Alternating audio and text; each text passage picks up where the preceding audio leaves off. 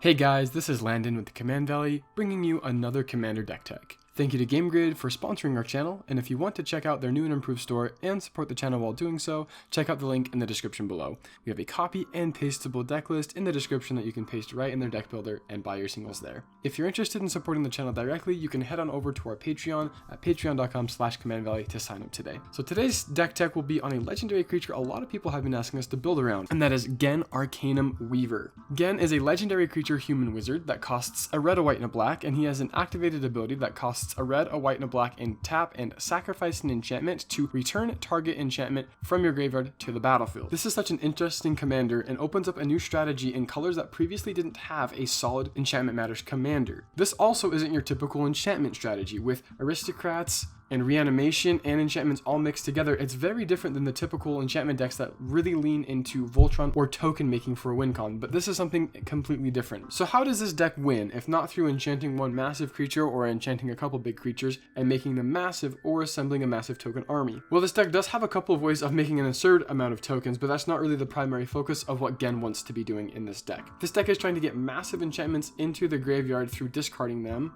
or by hard casting them and sacrificing them to get their value again later, and then using Ghen to reanimate those massive powerful enchantments in the hopes that we will be able to outvalue our opponents or be able to just kill them in a couple of turns with how scary some of these curses or enchantments really are. I think that it's a really cool concept to be able to trade some of these smaller enchantments that we're playing for a lot bigger and a lot scarier enchantments, so I'm really excited to bring you this deck.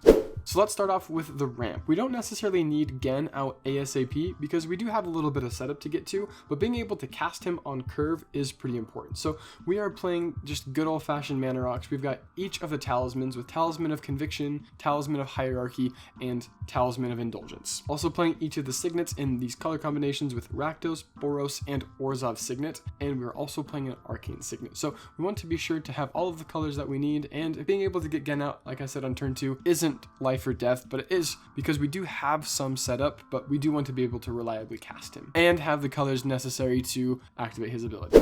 So before we get into the enchantments that I'm putting into the deck, I want to go over some of the discard outlets because I feel like these are a really big part of the deck. We really don't want to run into the situation where we're stuck with massive clunky enchantments in our hand and no way to get them out onto the battlefield. So we're playing Thrill of Possibility, which at instant speed we have to discard a card and we get to draw 2. And then we're playing Cathartic Reunion, which makes us discard 2 cards, but we get to draw 3. Faithless Looting lets us draw 2 cards and discard 2, and we can flash it back for 3 mana later if we need to. Tormenting Voice is exactly like Thrill of Possibility, but not instant speed. And then Wild Guess, we have to discard a card first, but we get to draw 2 cards. And then we've got Goblin Lore, which lets us draw a massive 4 cards for 2 mana, but then we have to discard 3 at random. 3 at random does kind of suck that it's randomized. If we drew into some pretty big enchantments, there's a pretty high chance we're going to be discarding them. And being able to put 3 pretty big enchantments into our graveyard is really nice. And then we have Burning Inquiry, which is going to let each player draw 3 cards, and then we all have to discard 3 cards at random. So letting our opponents draw 3 cards is kind of a downside, but hopefully they'll discard some of the good cards that they had in their hand. We are poised to probably take the most advantage out of this card. Oftentimes that can be the difference of putting a 7 mana enchantment into our graveyard that we can then reanimate for only 3 mana, so I think that it's worth it. And then the final card in the looting section is Oread of Mountain's Blaze. This is a super cool enchantment creature that has an activated ability that costs 2 and a red, discard a card, and we can draw a card. I like that this is instant speed. It is a little costly for what it does compared to a lot of the other looters that we have in the deck, but I like that instant speed, and it is on an enchantment creature that's really efficiently costed, so I think it warrants a slot in. For this next category, I'm calling it the Enchantment Fodder. These are enchantments that have a really good ability, whether they enter the battlefield or while they're on the battlefield, but ultimately we're wanting to sacrifice these ones to Ghen to bring out an even bigger enchantment. So let's start off with Demonic Lore and Treacherous Blessing because they're very similar to one another. So Demonic Lore, when it enters the battlefield, is going to let us draw 3 cards, and at the beginning of our end step, we lose 2 life for each card in our hand. So this is a really cool card. It enters the battlefield, we get to get some value out of it, and hopefully we can immediately sacrifice it to Ghen to bring out an even bigger enchantment. Treacherous Blessing is very similar. When it enters the battlefield, we get to draw 3 cards, but whenever we cast a spell, we're going to lose a life, and whenever it becomes the target of a spell or ability, we just sacrifice it. So this is a good card to drop down and then just like immediately sacrifice sacrificed again. The next card in this category is Eidolon of Rhetoric. This is obviously a very brutal stacks piece. Making it so each player can only cast one spell per turn is really going to slow the game down, and since Ghen's activated ability doesn't count as casting a spell, we can essentially do 2 times the amount of things in a turn that our opponents can. And with Eidolon of Rhetoric being an enchantment, we can sacrifice it anytime to Ghen that we need to break that off so we can cast more spells in a turn. The next card in this category is Gravebreaker Lamia. It is an enchantment creature with lifelink, and when it enters a battlefield, we can search our library for any card and put it directly into our graveyard, and we shuffle our library afterwards. And it does have an ability of making the spells we cast from our graveyard cost 1 less, but that's never going to come up. This is really just a kind of overcosted tutor to put an enchantment into our graveyard, and then since it is an enchantment, we can sacrifice it to Ghen. The next enchantment in this category is Peace of Mind. It is an enchantment that has an activated ability for 1 white, and we discard a card and we can gain 3 life. Now, I thought about putting this into the looting section, but it doesn't really let us draw cards. We just discard them from our hand and we gain 3 life. It is a little bit of a weird effect. I'm not sure like how great it is, but the more enchantments that we have to sacrifice to Ghen, the better. These next 2 cards are very similar to each other. It's Eland Umbra and Hyena Umbra. Each of these are auras with totem armor, and so that means when the enchanted creature would die, instead we are going to remove all damage from the creature and destroy the aura instead. Now, these are really good at protecting Ghen, but if we really need to reanimate a really big enchantment from our graveyard, we shouldn't feel too bad about sacrificing these to him. And then we have Delaying Shield, which is a super interesting old enchantment. If you would be dealt damage, put that many delay counters on Delaying Shield instead. And at the beginning of your upkeep, we remove all delay counters from Delaying Shield, and for each delay counter removed this way, we are going to lose 1 life unless we pay 1 in a white. So this kind of takes all the damage that we would be dealt and transfer it into delay counters. The name for this card is very accurate. It literally is just delaying all the damage for a later time. If we can use Ghen and sacrifice the Delaying Shield once it has a bunch of counters on it before we have to actually take that damage, that is a super powerful effect. The next card in this category is Animate Dead. It has got a lot of words on it, so essentially what it does is when it enters the battlefield, we can enchant a creature in any graveyard, bring it onto the battlefield under our control with Animate Dead attached to it, and the creature gets -1/-0. Animate Dead is to ever leave the battlefield, the enchanted creature is sacrificed, and if the enchanted creature leaves the battlefield, Animate Dead is destroyed. So we can reanimate a creature in an opponent's graveyard, in our graveyard, basically whatever we see fit. It's a really efficient cost at 2 mana with very little downside, so I think that it's just really good in this deck. And being able to sacrifice it to Ghen and bring it back later if there's a bigger or better creature in a graveyard is also pretty useful.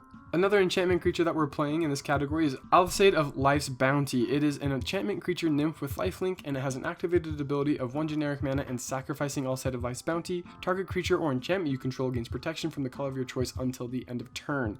So this is really good fodder for Ghen, but it's also really good at protecting some of our more important enchantment pieces or keeping Ghen alive if people are going after him, so I think it has a lot of utility in the deck. And then we have Felidar Retreat, which is a pretty cool card from the new Zendikar set. It has landfall, so whenever a land enters a battlefield under our control, we can either choose to create a 2/2 white cat beast creature token, or put a +1/+1 counter on each creature we control, and those creatures will gain vigilance until the end of turn. This is one of the ways that we have in the deck of making a bunch of creature tokens. We're a little light on the creatures that we're playing, so being able to make tokens here and there throughout the game as blockers is really important for us. And then the final card in this category is Demonic Pact. It is an enchantment, and at the beginning of our upkeep, we choose one that has not been chosen. Demonic Pact will deal 4 damage to target creature or player, and we will gain 4 life. Target opponent discards 2 cards, draw 2 cards, and the last one is lose the game. So this is a very, very, very risky card. I was really tentative of putting it in, but I was like, you know what? I think it's really flavorful. Obviously, you want to get those 3 abilities and then sacrifice it to Ghen before we lose the game and reanimate a better enchantment from our graveyard.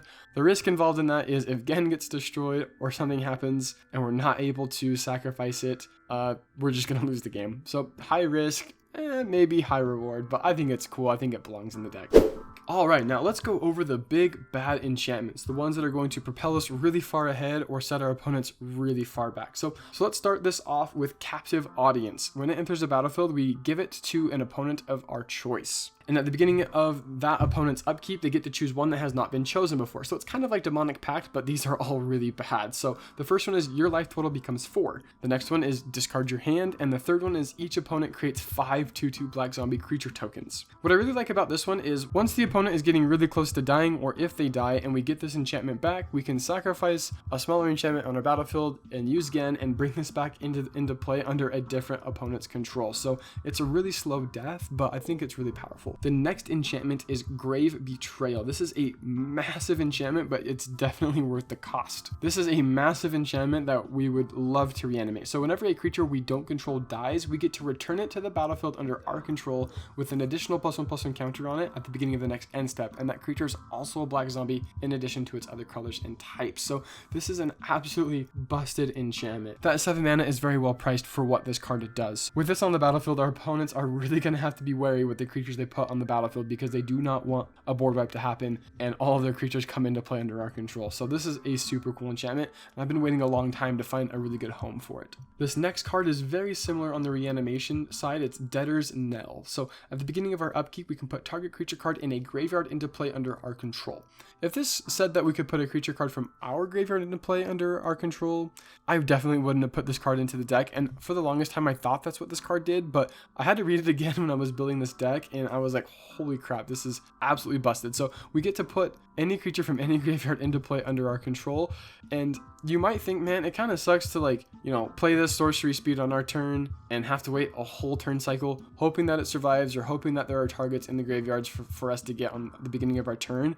But what's super cool is Ghen can actually be activated at instant speed. We don't have to activate it during our turn. So we can kind of just wait until our opponent's end step, sacrifice a smaller enchantment, bring this back into play at their end step, and then at the beginning of our turn, we get to take full advantage of that ability. So I think that's a super neat interaction right there, and that interaction is probably going to be relevant. And that interaction of being able to put enchantments into play from our graveyard at instant speed is a huge aspect of the deck that I think makes it really strong. The next card is Wound Reflection, and at the beginning of each end step, each opponent is going to lose life equal to the life they've lost this turn. So we can drop this and we can attack our opponents and make them lose double the life, or our opponents are just going to make each other lose double the life throughout the game when they're doing damage to each other. So this is just an absolutely brutal card. I think the game will be over pretty quickly after we've dropped this card into play. And the next up, we have Havoc Festival. So players cannot gain life, and at the beginning of each player's upkeep, that player is going to lose half of his or her life rounded up. So this is another one of those really brutal Rakdos enchantments that just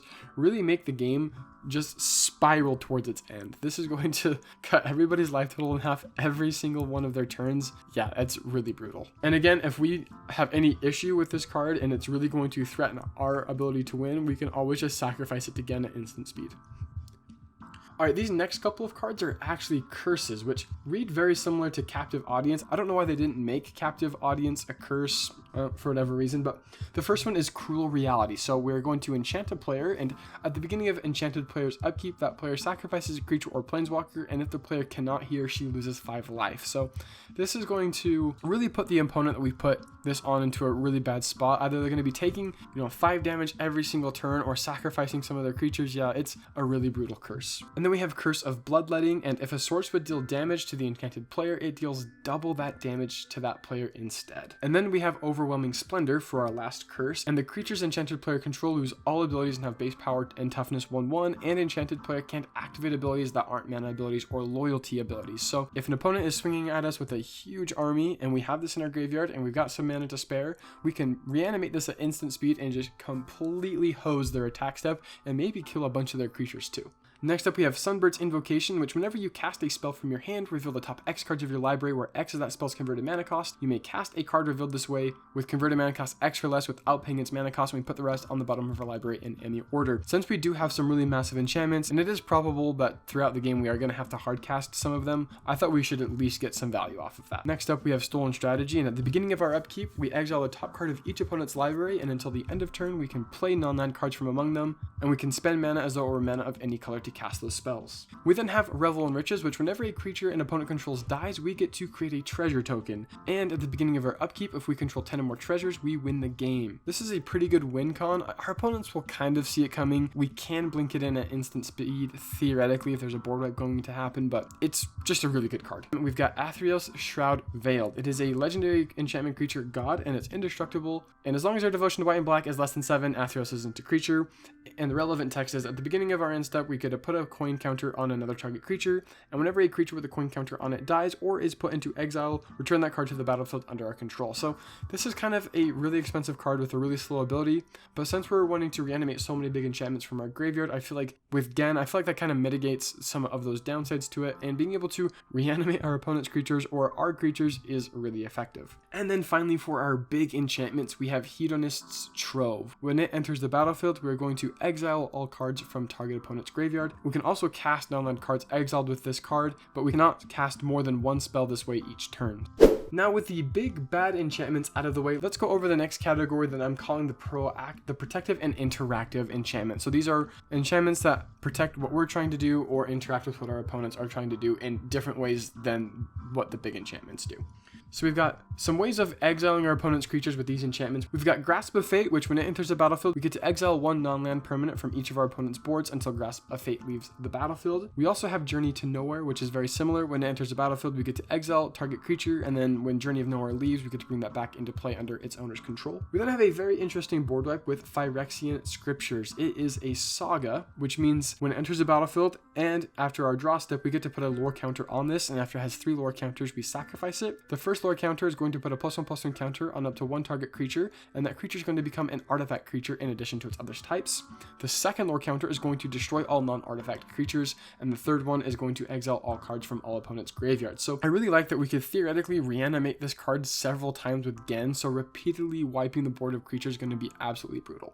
We then have Hissing Miasma, Sphere of Safety, and Ghostly Prison. Each of these enchantments are going to make it very difficult for our opponents to attack us, with Hissing Miasma going to deal damage to our opponents, Ghostly Prison is going to tax our opponent's attackers, and Sphere of Safety is just going to outright keep our opponents from being able to attack us at all, depending on how many enchantments we have. We then have Sigil of the Empty Throne, which is going to give us a 4/4 angel every time we play an enchantment. And then we have Doomwake Giant, which whenever an enchantment enters the battlefield under our control, we can give all of our opponent's creatures -1/-1 until the end of turn. We then have another saga with the Eldest Reborn. So the first saga counter is going to make each of our opponents sacrifice a creature or planeswalker. The second one is going to make each of our opponents discard a card, and the third one will let us put a creature or a planeswalker from a graveyard onto the battlefield under our control.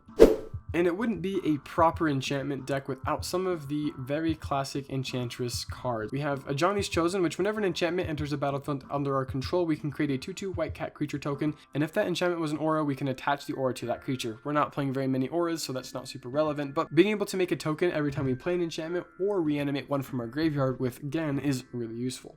We then have Auramancer, which is going to let us bring an enchantment back from our graveyard into our hand. We then have Mesa Enchantress, which is going to let us draw a card every time we play an enchantment. We then have Final Parting, which isn't necessarily enchantment synergy, but it has some good synergy with our commander. We can search our library for 2 cards, put one into our hand and one into our graveyard. So we can find a smaller enchantment to put into our hand and a bigger one to put into our graveyard. We play the smaller enchantment, get the value, sacrifice it, reanimate the big enchantment. It's a pretty cool sequence. We then have Faith Healer, which is kind of interesting. We get to sacrifice an enchantment, and we get to gain life equal to the sacrificed enchantment's total casting cost. So, since we have some pretty big enchantments, I thought that this would be a really nice spell to kind of buffer our life total and be able to get these enchantments back into our graveyard, and we can reanimate them and get their value again. We then have Archon of Sun's Grace, which whenever an enchantment enters the battlefield under our control, we can make a 2/2 white Pegasus creature token with flying. And the very last card that we have that has really good synergy with our enchantments is Open the Vaults. We get to return all artifact and enchantment cards from all players' graveyards to the battlefield under their owner's control, and more often than not, this is going to benefit us way more than our opponents. And let's move into the final category of today's deck tech, and this is just the extra interaction to kind of round out the edges of the deck. So we've got some instant speed interaction with Bedevil, which lets us destroy an artifact, creature, or planeswalker, and Despark, which lets us exile any target permanent with converted mana cost 4 or greater.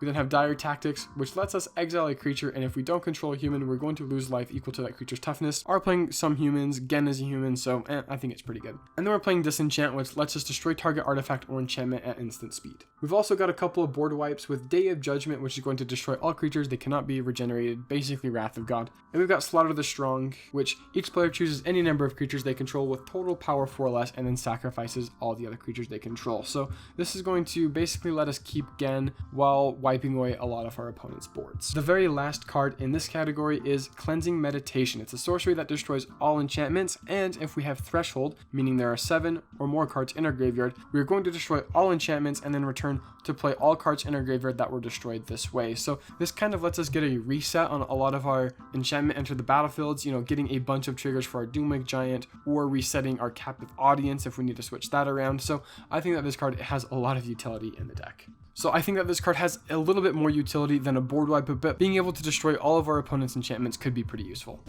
And finally, let's go over the mana base. So we're playing 6 mountains, 6 plains, 7 swamps, an Akum Refuge, a Battlefield Forge, a Bloodfell Caves, a Boros Garrison, a Caves of Koilos, a Command Tower, an Evolving Wilds, a Nomad Outpost, an Orzhov Basilica, Rakdos Carnarium, Scoured Barrens, a Tainted Field, a Temple of Malice, a Temple of Silence, a Terramorphic Expanse, a Thriving Bluff, and a Thriving Heath. So a lot of dual lands, a lot of tap lands, but like I said, this deck isn't trying to be super quick. It's not really in a race. It's trying to get it set up together and then having some really explosive later turns. And with that, this episode is coming to a close. Thank you guys so much for tuning into this week's episode. I really hope that you enjoyed this deck and that you have a ton of fun playing it. If there are any enchantments that you would have liked to see in this deck, or any other cards that you would have liked to see in this deck, let us know down in the comment section below. We'd love to hear your input. And I'd like to give just a huge thank you to all of our viewers, subscribers, and Patreons. And we really couldn't do this without you guys. We really appreciate all of your support. And a couple quick reminders here in the close before I end the video. If you are interested in becoming a Patreon, you can head over to patreon.com/CommandValley. This does support us directly. You get access to exclusive content, our Discord, merch, and a bunch of other perks. And if you are interested in buying this deck or some singles from this deck for some of your other decks, going through the affiliate link in the description below really helps out the channel. And GameGrid does ship nationwide now, so you can get your cards wherever you're at here in America. And a reminder that every Tuesday we are streaming Brawl on Arena at 7 p.m. Mountain Standard Time, and our social media handles are Command Valley P1. And if you're on Facebook, you can like us there, and links for all the social medias will be in the description below. Again, just a super huge thank you to everybody that watched this video. Really appreciate your guys' support, and we hope you guys have an amazing week.